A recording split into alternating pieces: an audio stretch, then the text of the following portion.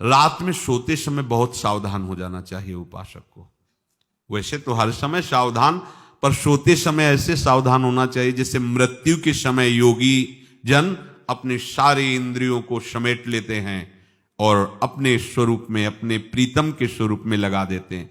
तुम रोज शयन के समय ऐसा अनुभव करो, मैं नींद में जा रहा हूं या मृत्यु में जा रहा हूं, इसमें कोई फर्क नहीं पड़ता। पता नहीं आंख खुले कि ना खुले। कितने ऐसे हैं कि सोते ही रह गए। आप अब बेहोशी की हालत में जा रहे हैं, नींद में जा रहे हैं, तो एक समय रखो कि आप अपनी शैया पर इतने समय ही जाएंगे। एक नियत समय रखो। हमने देखा है साधकों का एक समय होता है कि 10 बजे हमें लेट जाना है, सोना नहीं, लेट जाना है और लेटे हुए भगवत चिंतन करना। अब जब सो गए तो सो गए, नहीं सो गए तो उसमें हमें टेंशन नहीं लेना। अभी नींद नहीं आई, 10:30 बज गए, 11 बज गए, ये नहीं। आंख मूंदी, मंत्राकार वृत्ति, तो बिना नींद की गोली के सो जाओगे। यह है ऐसा। भजन में मन लगाओ, सो जाओगे। जिनको नींद ना आती हो उनके लिए सही दवा है, आप नींद का चिंतन न करके प्रभु का चिंतन करने लगो। देख लेना आप कब सो गए पता नहीं चले। और अगर सौभाग्य से नींद ना आई तो नींद में जो इंद्रियों को पुष्टता मिलती है वो होता है संसार का विस्मरण। नींद में खास बात क्या होती है कि संसार का चिंतन छूट जाता है, फिर वो मस्त हो जाता है। उसमें जो ऊर्जा शक्ति वो जागृत होती, संसार के चिंतन से ऊर्जा शक्ति नष्ट होती। तो 4 घंटे 5 घंटे संसार के चिंतन से रहित पड़ा रहा सुषुप्ति में, तो उसे ऊर्जा शक्ति फिर आ गई। और अगर 4-5 घंटे आप प्रभु के चिंतन में रहे तो संसार का चिंतन छूटा, आनंद सिंधु का चिंतन हुआ। तो ये नहीं होगा कि आज रात्रि सोया नहीं तो बहुत टेंशन है, परेशानी, ऐसा नहीं होगा। भीष्म जी आज्ञा करते हैं रात्रौ च कृष्णम। ये बहुत सावधानी की बात, प्रायः इस सावधानी में नहीं रहा जाता। बचपन से सदगुरुदेव भगवान ने यही शिक्षा दी थी, गुरु कृपा से ऐसे उपदेश मिले थे।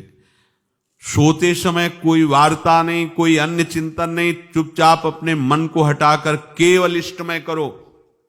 कब नींद आ जाती है इसकी चिंता मत करो, इष्टाकार वृत्ति करके ही सोना चाहिए। तो आगे जो लिखा है पुनरुत्थिताये, जब उठो तब वैसी वृत्ति, तो कुछ दिन बाद स्वाभाविक हो जाएगी, स्वाभाविक हो। अपने तो इतना तक देखा है कि जैसे आधा पद में होश रहा और निद्रा आ गई, तो जब चेतना आई तो उसी पंक्ति से, जहां से होश गायब हुआ था उसी पंक्ति से जागरण प्रारंभ हुआ। ऐसा ही जब ऑपरेशन के समय बेहोश किया गया था तो उनसे कहा था हमें बता देना कुछ मिनट पे, तो उनका हाँ लगाने वाले इंजेक्शन और कुछ ही सेकंड में इसका शरण, बस। तो जो पद चलाया था, जब होश आया था तो वही पद चल रहा था, मतलब बेहोशी में वो पद अपना अधिकार किए हुए था। ऐसे नींद भी तुम्हारी भजन हो जाएगी, समाधि हो जाएगी, यदि आप सोते समय प्रभु का चिंतन करेंगे। बहुत ही सावधानी की बात है। यदि इस जन्म में परम लाभ लेना चाहते हो तो इस श्लोक को अपना जीवन बनाओ। कृष्णव्रताः, हमारा जीवन का एक ही व्रत है कि हम अपने प्रीतम का भजन नहीं छोड़ेंगे, अखंड भजन।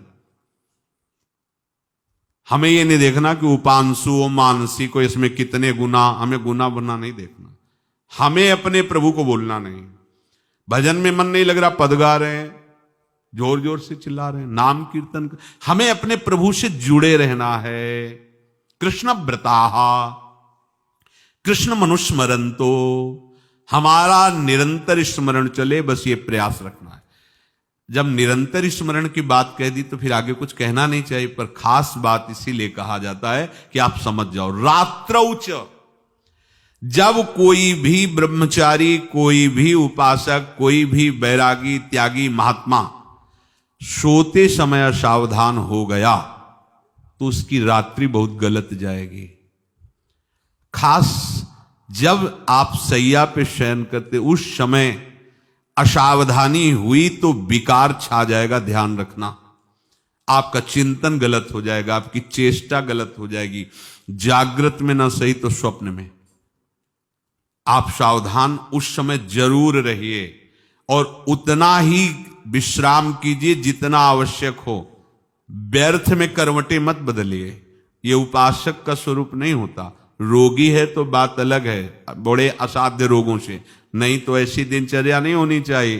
कै बजे? 3:30, अभी आधा घंटा तो है, फिर कमर ओढ़ लिए, ये साधक का नहीं होता। उचित समय, जो मान लो 4 घंटा विश्राम का, तो अब ये नींद का विषय आओ या ना हो, हम तुम्हारे लिए पुष्प बिछा के नहीं बैठेंगे कि आ जाओ आ जाओ आ जाओ। नहीं आई तो अब ये नहीं गया, अब इतने समय नहीं आई थी, अब 4 बजे उठने के समय कैसे नहीं, ये फेंका। उसमें विचार नहीं किए, पहले फेंको और सैया से नीचे उतरो, भूमि को प्रणाम करो, आगे बात नहीं। वो फिर आपको ऐसा होता है 10 मिनट में तो कोई बात नहीं, 10 वो पार कर देगा, घंटा दो। रात्रौ च कृष्णम पुनरुत्थिताय, ये नियम लीजिए। सोते समय आप बिल्कुल मृत्यु दशा की स्थिति लाइए, जैसे मरने वाला नहीं होता, सब जगह से मन हटाकर। और सच्ची है, पता नहीं आंख खुले कि ना खुले, ये बड़ा धोखे का जीवन है।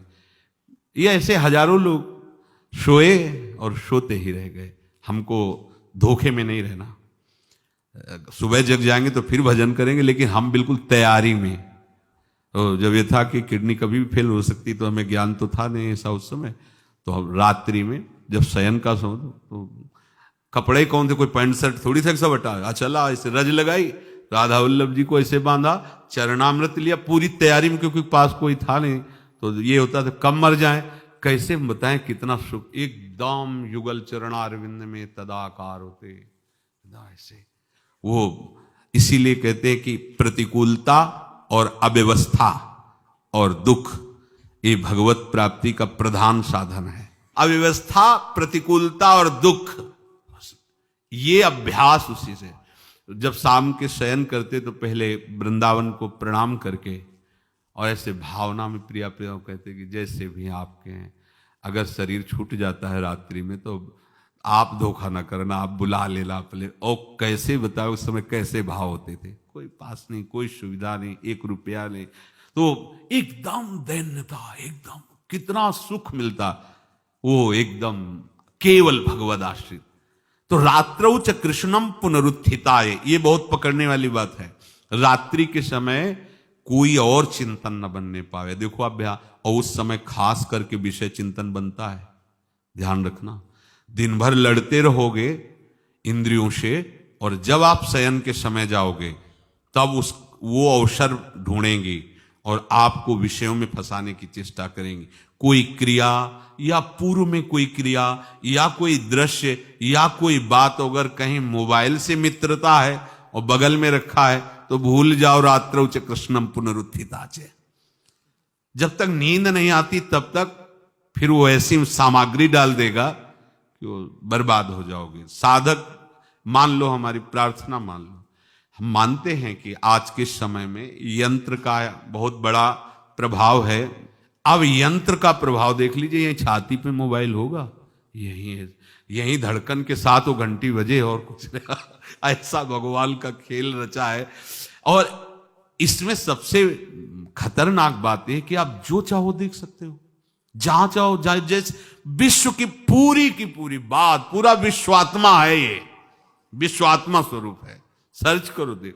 अब अगर साधक सावधान नहीं है तो समाज में तो ऐसे कट गया। अब एकांत में जब शयन के समय गया, उस समय